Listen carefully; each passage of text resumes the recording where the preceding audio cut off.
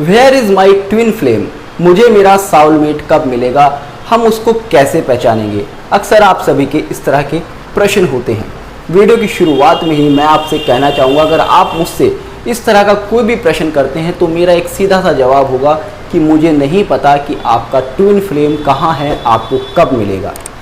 मुझसे क्या, अगर आप किसी भी ऐसे व्यक्ति से ये प्रश्न करेंगे जो कि इंडियन एस्ट्रोलॉजी सिस्टम फॉलो करता है, उसका यही जवाब होगा, क्योंकि भारतीय ज्योतिष, भारतीय धर्म में ट्विन फ्लेम साउलमेट का कोई कॉन्सेप्ट ही नहीं है। क्योंकि हिंदू धर्म, सनातन धर्म मानता है कि हर आत्मा अपने आप में परिपूर्ण है। ट्विन फ्लेम कहता है, साउलमेट कहता है कि आपकी आत्मा का एक दूसरा हिस्सा जो कि आपको मिलने पर आपको परिपूर्ण करेगा। ये जो सिस्टम है ये वेस्टर्न एस्ट्रोलॉजी का सिस्टम है, जबकि भारतीय ज्योतिष मानता है कि हर आत्मा, हर अणु अपने आप में परिपूर्ण है, उसको किसी से मिलने की जरूरत नहीं है। एक आत्मा को दूसरी आत्मा पूर्ण नहीं कर सकती। अगर आत्मा को कोई पूर्ण कर सकता है तो वो है केवल और केवल परमात्मा, वो है मोक्ष की स्थिति, जब जाकर कोई आत्मा संपूर्ण होती है। तो आप इस शरीर में रहकर या किसी शरीर से मिलने पर आप उसको अपना ट्विन फ्लेम नहीं मान सकते। अब यहाँ पर आपके मन में कुछ प्रश्न भी होंगे, अगर ऐसा है तो क्यों पौराणिक कथाओं में अर्धनारीश्वर और मोहिनी स्वरूप के बारे में बताया गया है, जो कि हमें ये शिक्षा देते हैं कि हर नारी के अंदर एक पुरुष है और हर पुरुष के अंदर एक नारी है।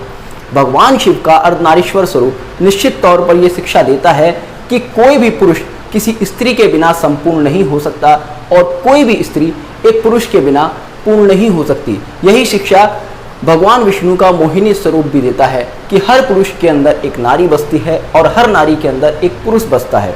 किंतु ये कॉन्सेप्ट है शरीर के स्तर पर, यहाँ पर आत्मा की बात नहीं हो रही, ये बात हो रही है मानसिक स्तर की, शरीर के स्तर की। आप देखते हैं अर्धनारीश्वर स्वरूप में दो शरीर मिलते हैं, मगर आत्मा फिर भी एक ही है, क्योंकि आत्मा अपने आप में संपूर्ण है। ना शिव ना शक्ति एक दूसरे से अलग हैं, वो एक शरीर को संपूर्ण कर रहे हैं, आत्मा को नहीं। आत्मा तो परमात्मा का एक तत्व है। आपने विज्ञान में एक थ्योरी पढ़ी होगी कि कई सारे अणु मिलकर एक संरचना तो कर सकते हैं, किंतु फिर भी हर अणु अपने आप में संपूर्ण है।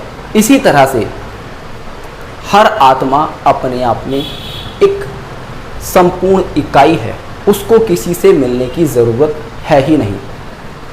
इसके बाद आपके मन में एक और डाउट हो सकता है कि भारतीय संस्कृति में कहा गया है कि विवाह 7 जन्मों का बंधन है और दो लोग मिलकर आपस में पूर्ण होते हैं।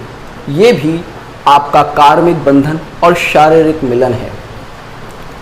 इंडियन एस्ट्रोलॉजी सिस्टम मानता है कि पूर्व जन्मों में आपके कर्म बंधनों के हिसाब से आपको इस जन्म में लोग मिलते हैं और इसी वजह से किसी अनजान व्यक्ति से मिलने पर भी आपको कई बार सुख की अनुभूति होती है और किसी अनजान व्यक्ति से मिलने पर भी आपको कई बार घृणा की अनुभूति होती है, क्योंकि वहाँ उन व्यक्तियों से आपके पूर्व कार्मिक रिलेशंस है।